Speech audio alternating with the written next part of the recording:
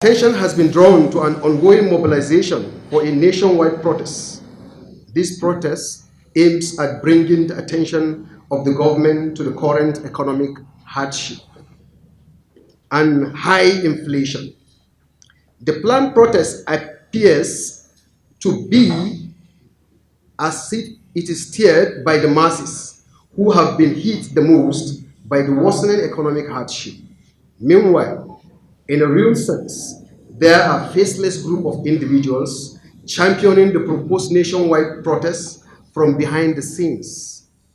This group of individuals can go to any length to set the country on fire and to make the country ungovernable at the expense of lives and property of innocent citizens because they do not get what they thought was their due in a Tinubu presidency.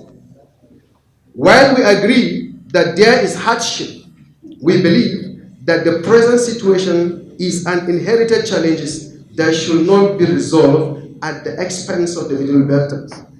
We in the Middle Belt believe these efforts to set the country aflame are not motivated by altruism but by their selfish ambition. We are aware that paid thugs and criminals have been armed to cause chaos, unrest,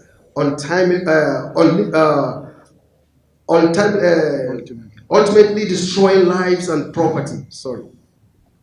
Consequently, we wish to state unequivocally that all Middle Belters should stay calm and stay away from this planned protest that will destabilize our peace. We explore a better approach to communicate our thoughts on the current economic setback. Our premise for calling for this boycott is to the security of our people, the Middle Beltland, especially our countless rural dwellers who suffer incessant massacres from militia groups.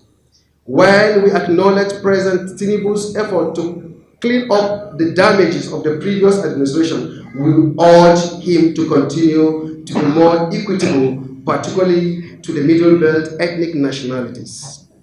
We assure that we will never partake in destroying this effort to recover Nigeria. Those planning the protest have humongous funds to mobilize, misinformed, and push innocent citizens to occupy the streets of Nigeria with hidden agenda to cause violence, disruption.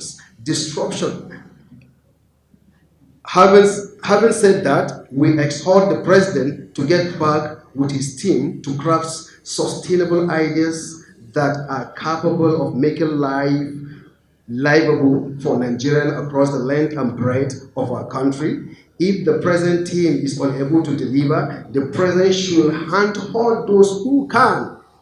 In this, it is in the public space that the planners of the protest are plotting to lay military-style siege on the FCT by blocking entrance, exit routes to the city, all in the Middle Belt region, which would create confrontations with security personnel or isolate and make the seat of government vulnerable to non-state actors. We wish to also challenge President Tinubu to cut back on expenditure on public office holders in consonance with the reality in our country. God bless you. Thank you very much. Artists like music and other things, theaters and other things, to portray it. We know what's the musician that has been talking of Nigeria, Jaga Jaga. It hurting the government of Obasanjo there. Do you get what I'm saying? So we have other things that we can do that. But the only issue we are saying here, we should not fall prey to people who want to use this as a tool to achieve their selfish aim. That is it. And I'm telling you, those people they have already organized the talks. It is not just a peaceful protest. It is a fact that is in the Nigerian constitution, peaceful demonstration is a fundamental right for the citizens. But I'm telling you, it has its consequences. Not even in Nigeria alone. Check other politics of the world. We saw what happened in Sudan. We saw what happened in Libya. We saw what happened in Kenya. All these things, we should try as much as possible to avoid it.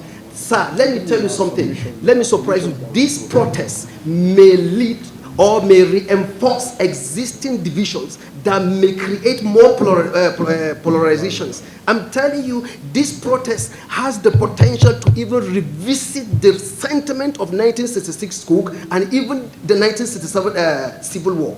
I'm telling you, because the sentiments are there down on buried on the ground. So this protest may lead that.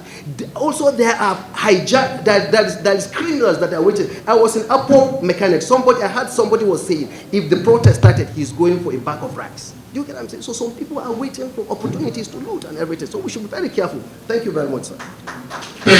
It's more like a lawless country. There's no order. When Nigerians decide to do stuff, stopping them becomes very difficult.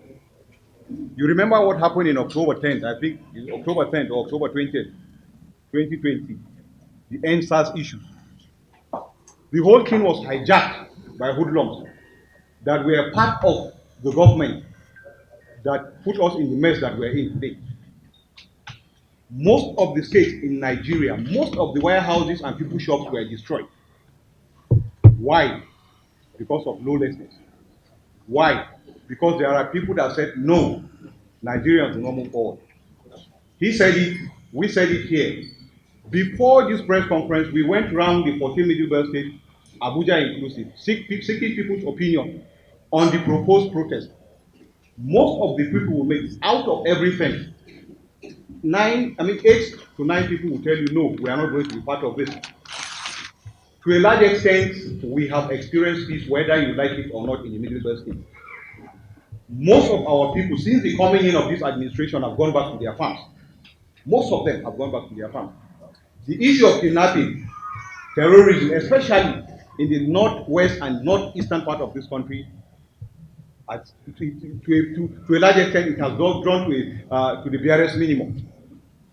So we feel, okay, since this government have come up with certain policies, like your local government autonomy, that has been given to the chairman of local government, we so much believe that now, since we are the ones that elect the local government chairman, we will go to them to do the needful for our community. This one is there. The agricultural revolution of this present government, we've studied it critically, we discovered that yes, if we give it support, we go back to farm, certain things will be made right. The volume of importation of food in this country is alarming. If Nigerians, especially the people of the Middle Belt, because it is believed that Middle Belt is the food basket of this country, if we're encouraged to go back to farms, definitely certain crimes will be, whether we like it or not, will come back to the barest minimum. So we encourage our people. Everybody has the right to protest. Everybody has the right to protest. But then, if the protest is being hijacked by some mafias that are bent, that look, this country is not going to move forward, what do we do? Do we have the capacity to curtail that? We don't have that. If it becomes bloody, we'll be at loss at the end of the day. So we encourage our people. There are various means through which we are going to sort out this issue. Remember, this government made the situation we are in today was not made by this present government. We got to where we are today as a result of the failure of the previous government, especially the 8 years of General Muhammadu Buhari. You remember the problem, the programs in agriculture, NISAL, the CBN program, and the rest of them. It was one-sided. You understand that? What is meant for the people did not go to the people. The level of theft during that part administration was alarming. So we felt, okay, 1 year, 2 months will not be enough for you to judge a government. We have seen certain steps that this government has taken. So let's give them a benefit of doubt. To see to it that, okay, in the process of time, with our effort as Nigerians, with our patience, because everybody is feeling it. We know the pains we are going through. Most of us don't eat 2 meals a day. Most go either go for a meal a day, 2.